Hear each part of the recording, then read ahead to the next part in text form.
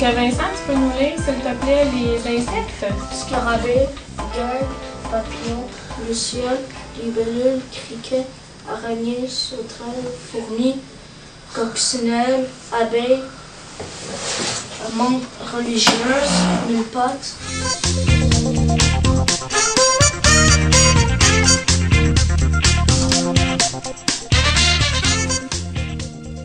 Donc aujourd'hui, on va faire un petit jeu. Je vais te demander de penser à un insecte. Ça peut être celui qui est sur la carte ou un autre dans ta tête, ok? Tu vas venir le dessiner au tableau. Puis il y a un ami qui va deviner quel est l'insecte que tu as dessiné, pardon.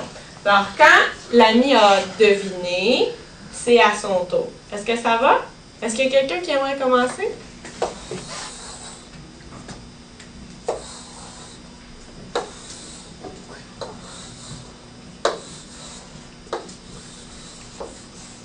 OK. Si tu as une idée, tu lèves ta main.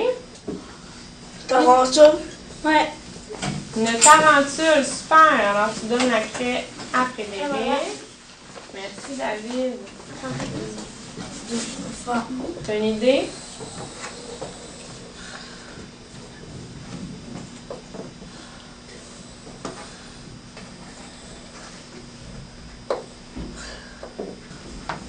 C'est un perce-oreille. Qu'est-ce que tu veux? C'est pas ça? C'est pas un perce-oreille? Non. OK, ben reste debout. Tu as une autre personne qui a la main levée. Christian? Un scarabée. Oui! Bravo! Super! Je vais vous dessiner un insecte.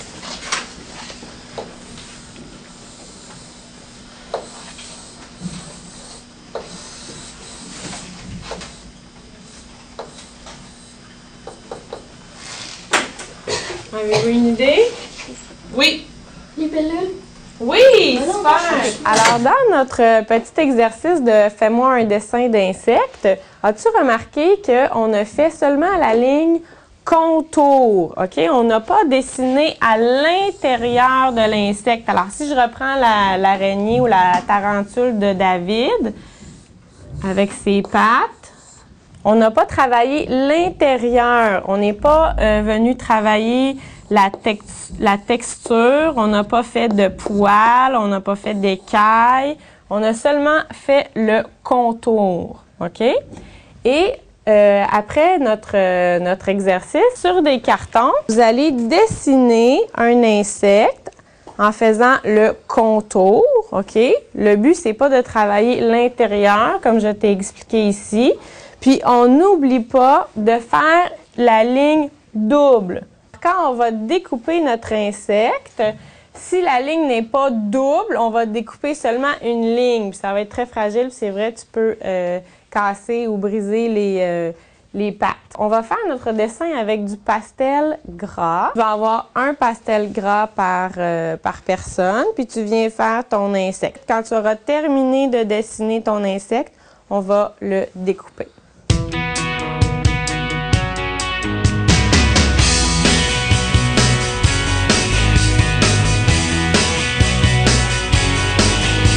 C'est pas beau, ça, hein, maman?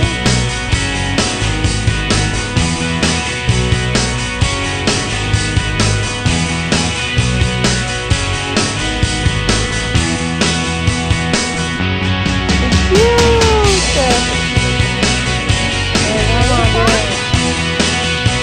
Ça parfait.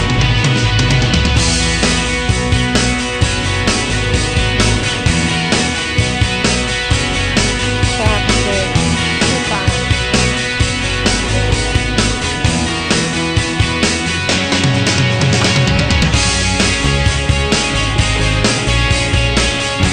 C'est doucement, c'est doucement.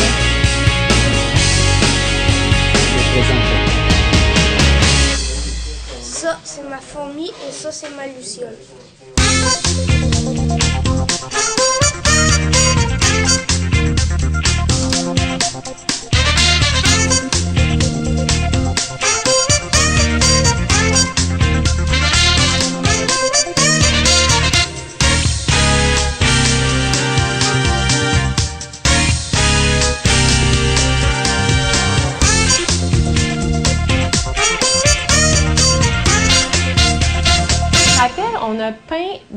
les étoiles de Léonard de Vinci. C'était quoi ces étoiles-là? Est-ce qu'il y en a qui s'en rappellent?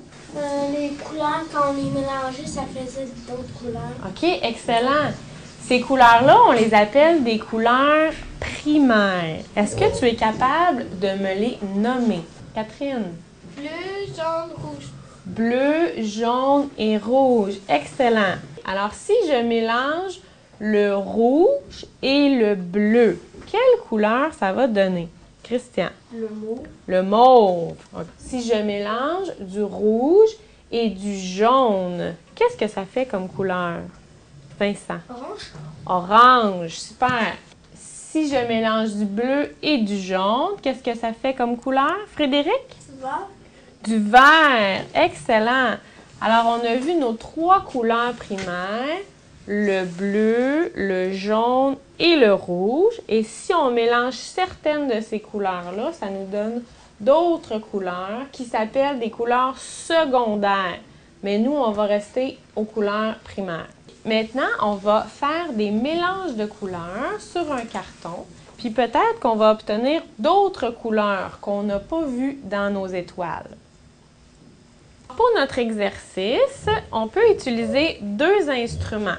Je te donne le choix de la brosse parce que le bout est carré. Si le bout était pointu, ça s'appellerait un pinceau. Alors, tu peux utiliser la brosse ou tu peux utiliser le pinceau éponge. Tu peux utiliser les deux aussi si tu veux. Je veux t'expliquer quelque chose d'important. Quand tu trempes ton pinceau dans la peinture, j'aimerais que tu n'ailles pas jusqu'au fond là, avec ta brosse, OK? On veut pas de la peinture jusqu'ici, là. On veut que tu ramasses la peinture. Comme ça va être plus facile pour toi de faire tes mélanges. Tu peux faire des lignes, tu peux faire des cercles, OK? Ou tu peux faire des formes que tu veux. OK? Oui, c'est ton choix. Tu fais des expériences. Ça marche? Est-ce que tu as des questions? Non. Alors, si vous avez bien compris les consignes, on se met au travail. Regarde les mélanges.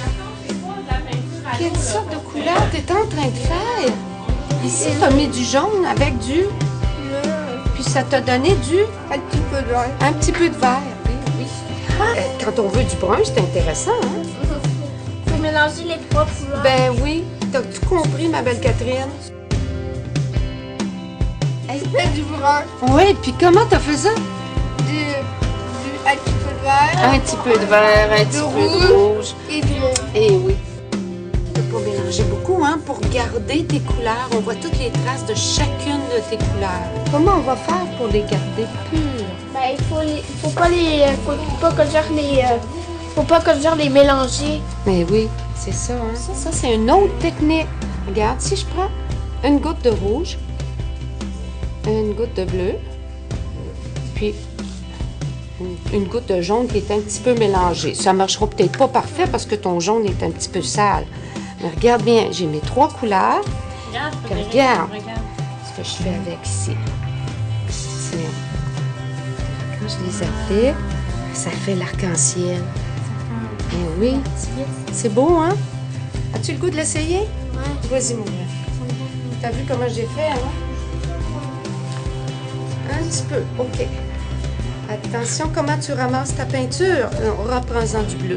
T'es resté dans le rouge, là. Ramasse avec ton pinceau. C'est ça. Hop, stop.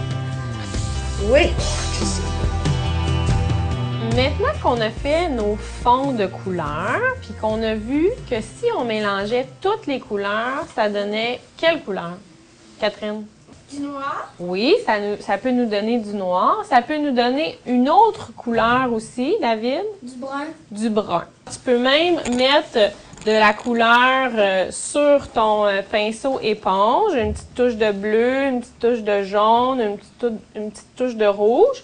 Puis tu peux faire tes couleurs comme ça.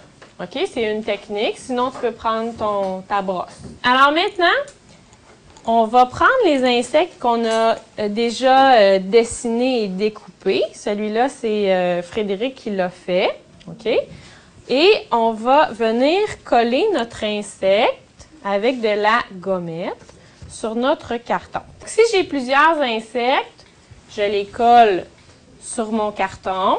à différents endroits. OK? On ne fait pas un tapon, là. On les répartit partout sur notre carton. Maintenant que mes insectes sont bien collés avec de la gommette, je viens faire mon fond de couleur. OK? Qu'est-ce qui va se passer avec notre insecte, Catherine? Quand tu tournes le papier, ça va faire une genre d'insecte qui n'a pas de couleur, qui est juste blanc. Juste blanc. Puis on va voir la forme de notre insecte. Tu as bien raison. Alors, je viens peindre le bout de mes pattes. Je ne suis pas obligée de peindre l'intérieur de mon insecte, hein? C'est pas nécessaire. Je viens peindre le contour.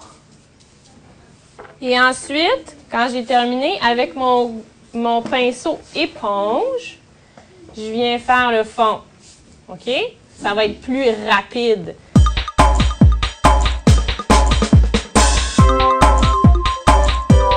Quand j'ai terminé de peindre le contour de ma forme, est-ce que j'enlève tout de suite l'insecte?